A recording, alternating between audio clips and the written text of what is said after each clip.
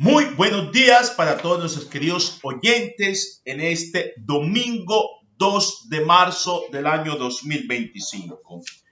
Y hoy en la primera lectura escuchamos el libro del Eclesiástico capítulo 27 del 4 al 7.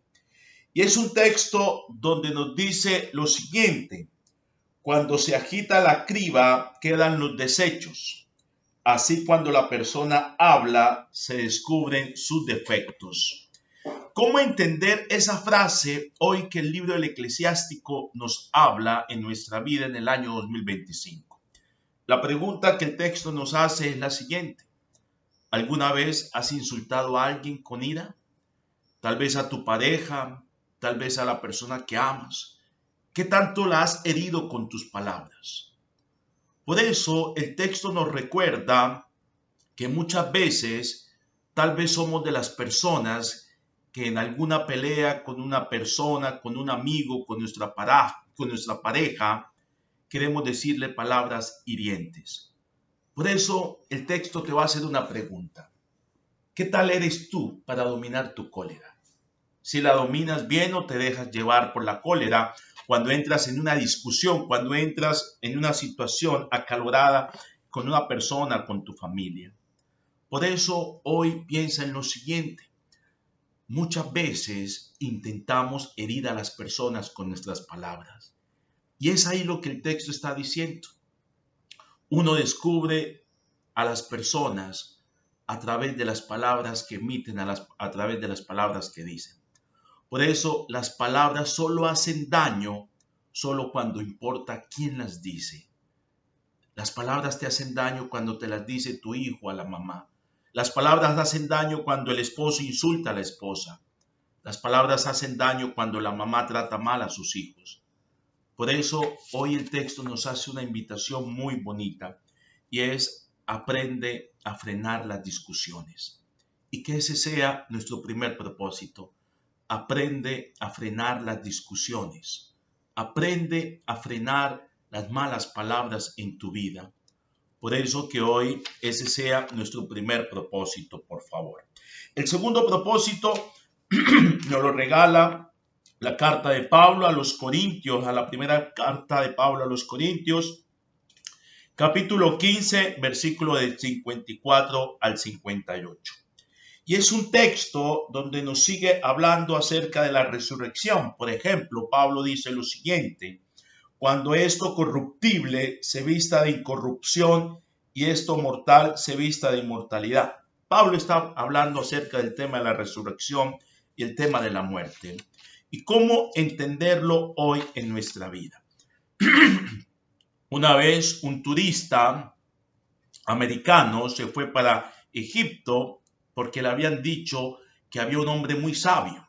Cuando llegó a donde este hombre sabio, se sorprendió porque en la casa del sabio era muy pequeñita, vivía en un cuarto y solamente había una cama, un asiento, una mesa y un butaco. Este hombre americano le pregunta al sabio: ¿dónde están tus muebles? Y el sabio de manera rápida le dice: ¿dónde están los tuyos? El americano le dice: no, es que yo soy un turista, yo estoy de paso. Y el sabio le responde: yo también. Hay que entender que nuestra vida es una vida de paso. Tú y yo estamos de paso. Tal vez demoraremos algunos años y nuestra vida irá a pasar. Por eso, mientras que estemos de paso, hay que entender que nuestra vida es una vida que debemos poner en las manos de Dios. Pero es muy difícil confiar en Dios. Es muy difícil intentar liberar a las personas de las cosas que nos atan. Por eso es difícil liberar a los hombres de las cadenas que veneran.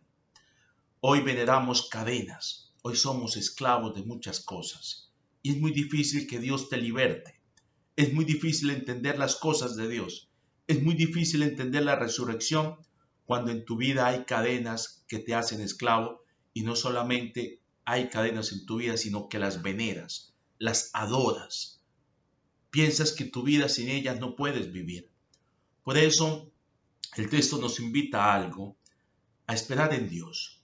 Pero la esperanza no es simplemente la capacidad de esperar, sino cómo nos comportamos mientras esperamos. Y la pregunta es, ¿cómo te vas a comportar mientras llegue tu muerte? ¿Cómo te vas a comportar mientras que el Señor te manda a llamar? Por eso el segundo propósito es el siguiente. Por la salvación de Dios, por la salvación del día de mañana, hay que sacrificarnos en el hoy. Hoy hay cosas que sacrificar por la salvación de mañana. Por eso que ese sea nuestro segundo propósito. Y el tercer propósito nos lo regala el evangelista Lucas,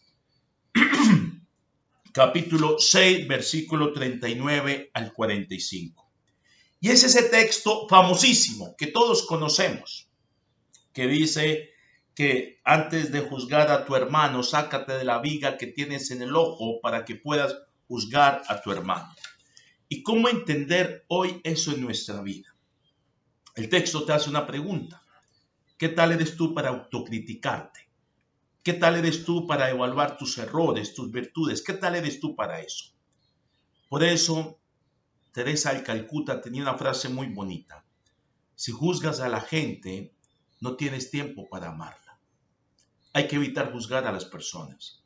Y es imposible juzgar a alguien y al mismo tiempo amarlo.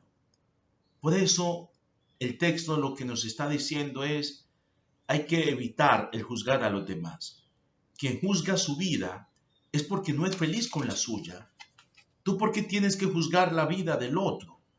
Aprende a ser feliz con tu propia vida. Por eso hay una historia muy bonita que nos recuerda el no juzgar rápidamente. Una vez un samurái tenía un cachorro, un perro bien bonito que había estado con él desde que estaba pequeñito. El perro lo había criado desde pequeñito. Y un día salieron al campo. El samurái se colocó debajo de un árbol y se recostó. El perro jugaba con las mariposas y con las flores. De repente, el perro salió corriendo, ladraba y se abalanzó sobre su amo. Sin pensarlo, sacó su espada y ¡pum! Le cortó la cabeza al perro. Cuando vio que la cabeza rodaba en el aire, observó que había una serpiente que venía hacia él y entendió que el perro no lo iba a atacar a él, sino que lo iba a salvar. Iba a matar a la serpiente. Y lloró amargamente por ese impulso, por esa situación tan rápida que hizo sin pensarlo. Y entendió algo, una frase que su maestro alguna vez le había dicho. El sentido de una acción no siempre es fácil de interpretar. Por eso, antes de desenvainar tu espada, asegúrate que esa es tu única opción. Por eso, no seas presuroso a juzgar a las personas. No seas rápido para juzgar, sino todo lo contrario. Siempre interpreta las acciones de las personas. Por eso que ese sea nuestro tercer propósito. No seas rápido a juzgar, sino interpreta las acciones de las personas. Que Dios los bendiga en el nombre del Padre, del Hijo y del Espíritu Santo. Amén. Un bonito día para todos, hijos. Dios los bendiga.